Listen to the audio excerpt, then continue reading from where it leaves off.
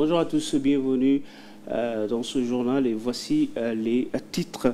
Au sommaire de ce journal, le Parti socialiste devant le Parti socialiste qui est mis en scène avec la rentrée et ces derniers temps, une rentrée solennelle des militants scolaires venus nombreux.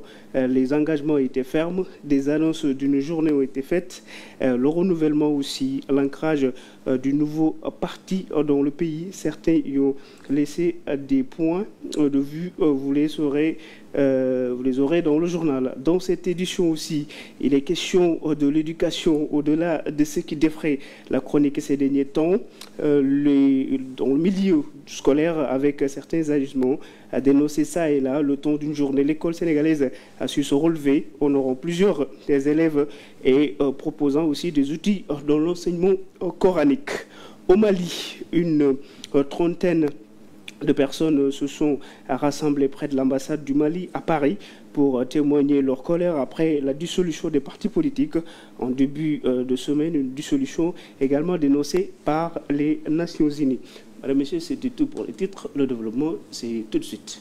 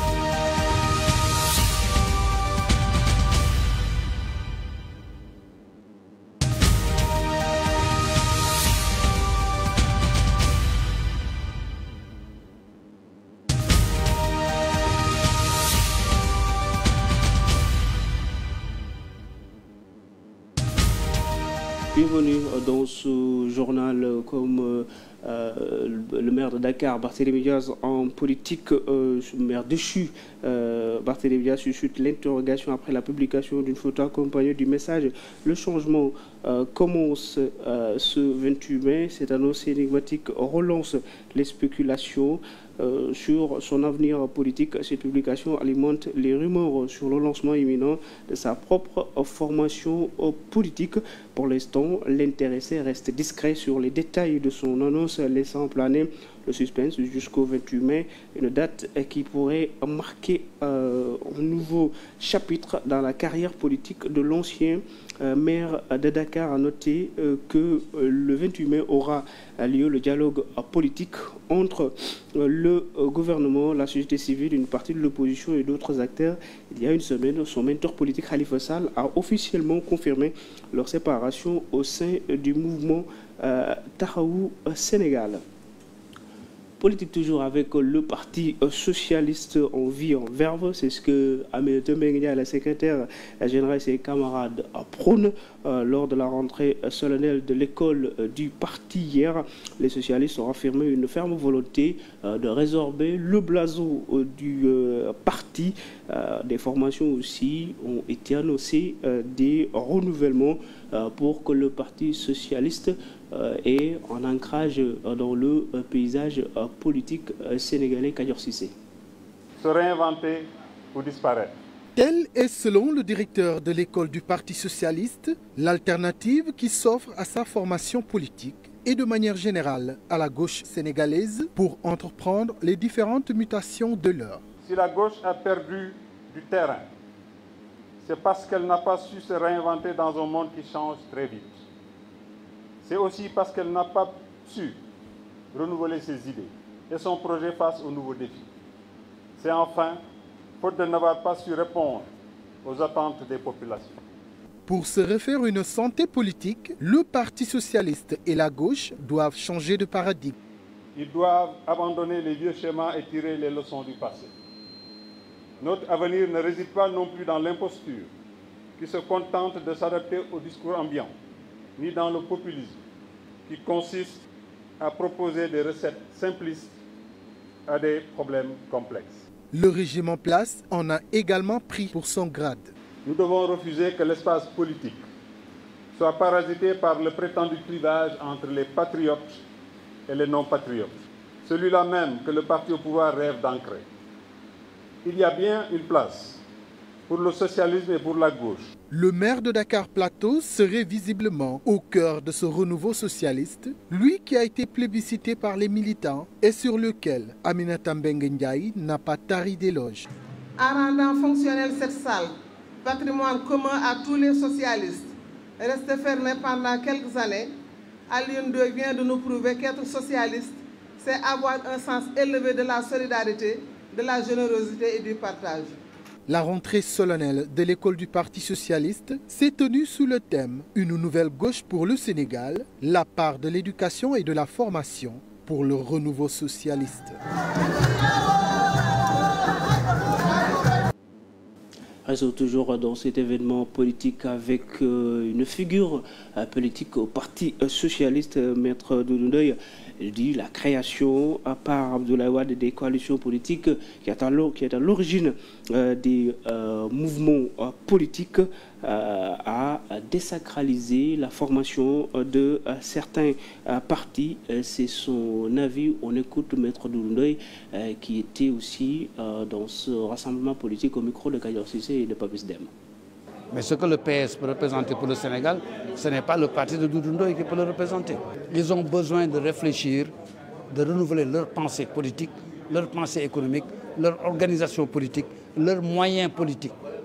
Et la formation des jeunes et l'aide aux femmes, le renforcement des femmes par un parti fort. Mais c'est Abdoulaye Wade qui a fait ça. Il a créé des coalitions de partis politiques dans sa constitution en 2001-2002. Et puis il a été le premier à dire ma coalition. Et Abdoulaye Wade leur donnait à droite et à gauche un peu d'argent. Mais quand Abdoulaye Wade disparaît, tout disparaît. Macky Sall fait la même chose. Et quand il disparaît, tout disparaît. Où sont les partis de Benno Bokk Yakaar? Où sont-ils? Parce que Macky a disparu. Et ça, c'est pas bon. Je l'ai écrit en 2004, que c'est la catastrophe au Sénégal politique. Et aujourd'hui, il n'y a plus un seul parti politique utile, sauf Pastef les Patriotes, qui ont eu l'intelligence de créer leur parti, de travailler pour leur parti et d'aller aux élections au nom de leur parti et de gagner. Historiquement, c'est eux qui ont compris. Maintenant, il faut qu'au moins le PS maintenant comprenne. Et que le PS soit le parti, le vrai parti, qui sera l'opposition de Pastef. À présent, l'actualité politico-judiciaire avec le vote des résolutions de mise en accusation. Les 5 anciens ministres devront être traduits à la Haute Cour de justice, sont assignés à comparaître ce lundi. Les dates et les tours de chacun ont été fixés par le juge. Mamadou Kanté est revenu sur tout cela.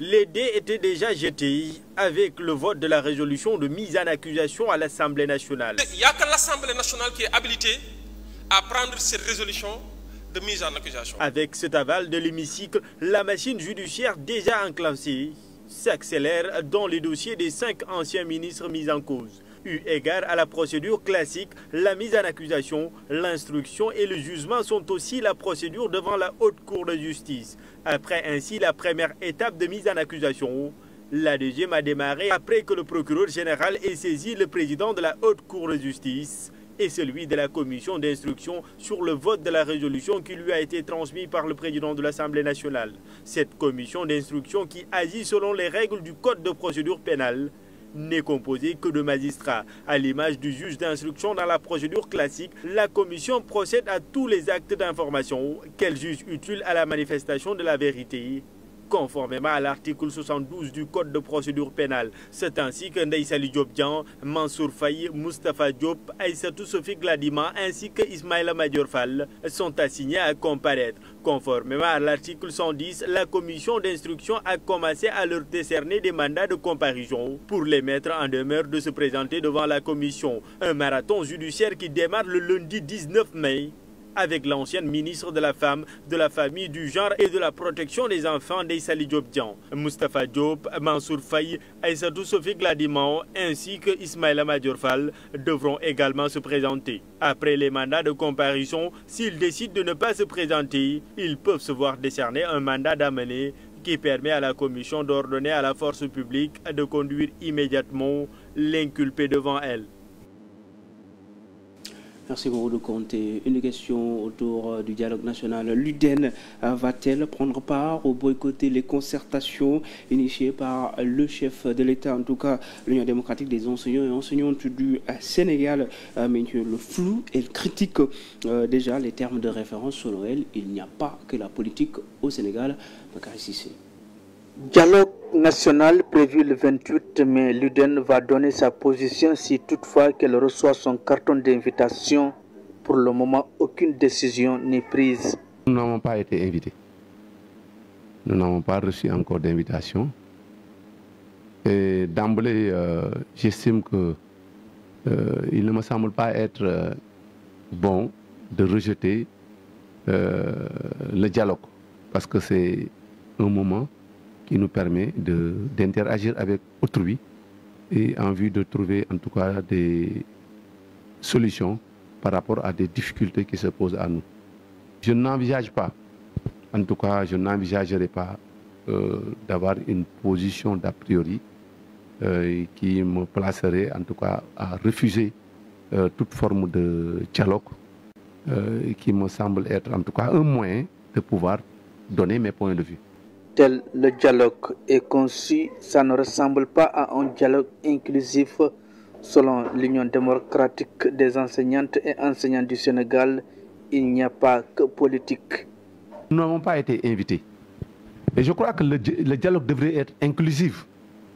Il n'y a pas que les politiques. Il faut penser aux autres secteurs.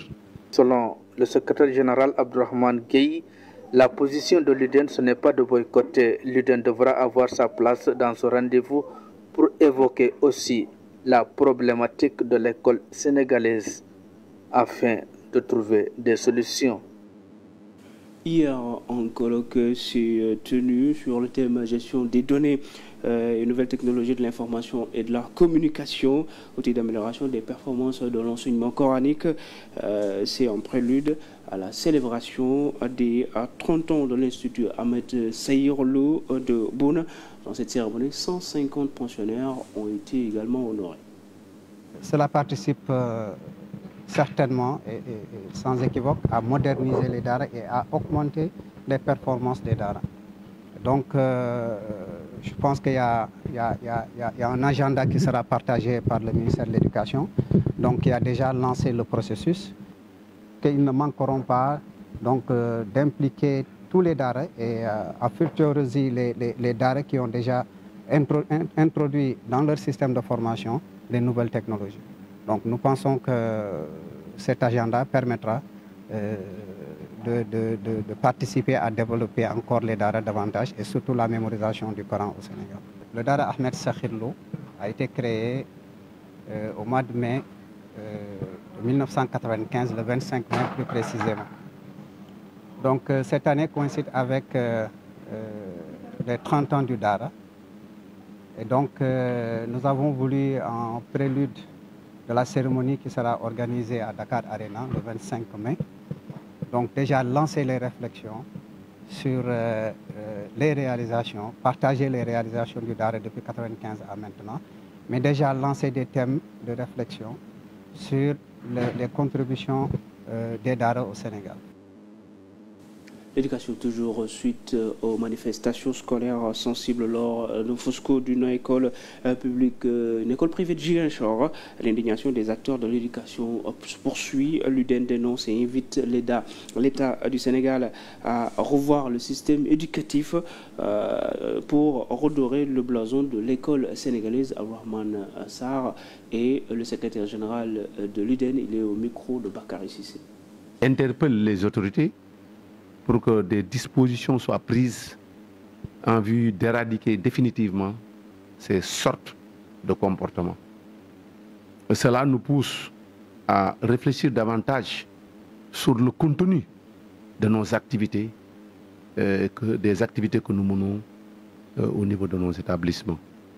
Je crois que l'avènement des Fosco a été un événement salutaire, mais nous n'avons pas réfléchi de manière approfondie sur les contenus. C'est des semaines culturelles où il fallait mettre en branle notre diversité culturelle. Mais malheureusement, aujourd'hui, c'est à la limite même traversé par des actes inacceptables. L'école a une mission de former des Sénégalaises et des Sénégalais pour que ces Sénégalaises et ces Sénégalais soient à même d'avoir un comportement qui puisse leur permettre de vivre ensemble dans une société. Le débat sur la criminalisation de l'homosexualité se poursuit. Cela est suscité toujours, à part le séjour de Tayala, d'un homosexuel français sur le sol sénégalais lors de l'effondrement de l'immeuble à Ngor. Le collectif And Samm Jikko continue de mettre la pression sur l'État du Sénégal. Ils ont fait face à la presse, c'était hier. Les propos d'un ressortissant français homosexuel, Tialad, ayant récemment séjourné à Dakar et résidant dans un immeuble qui s'est effondré à Ngor, restent une pilule amère pour le collectif And Samm Jikko. Face à la presse, le dit collectif refuse de baisser les bras et insiste auprès des autorités pour la criminalisation de l'homosexualité.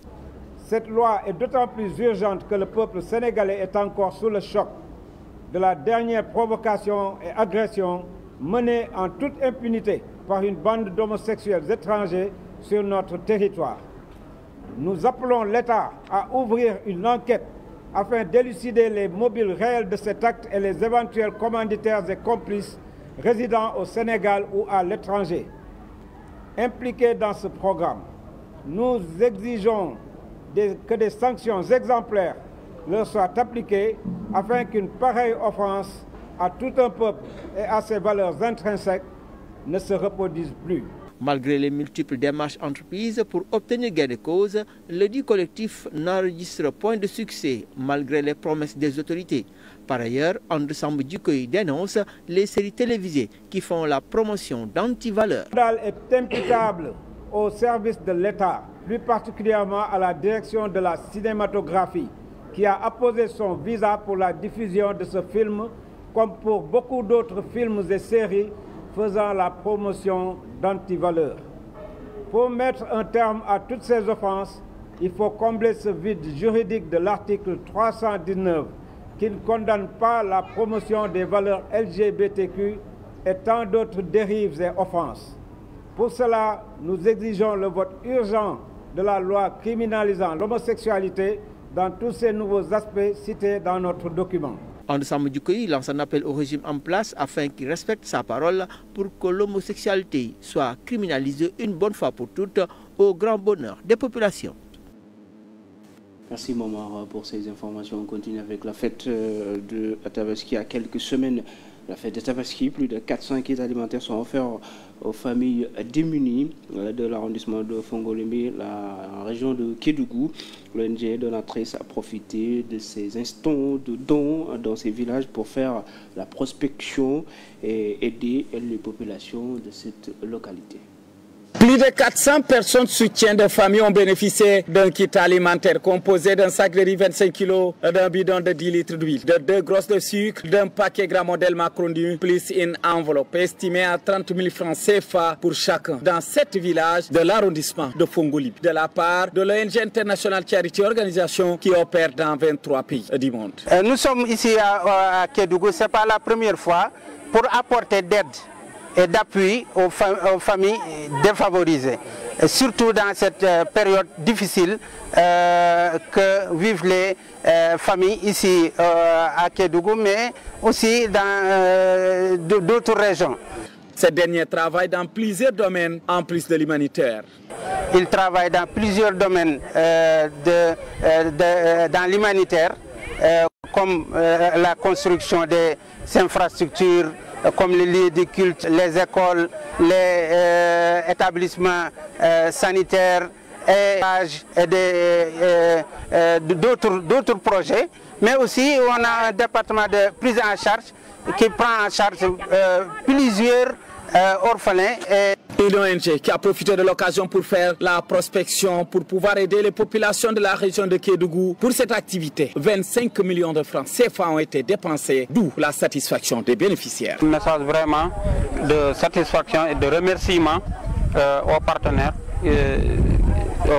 vraiment, et que nous sollicitons vraiment de continuer cette action en faveur de la population de Madiou et des villages qui sont ciblés dans la commune de Fongolimbi.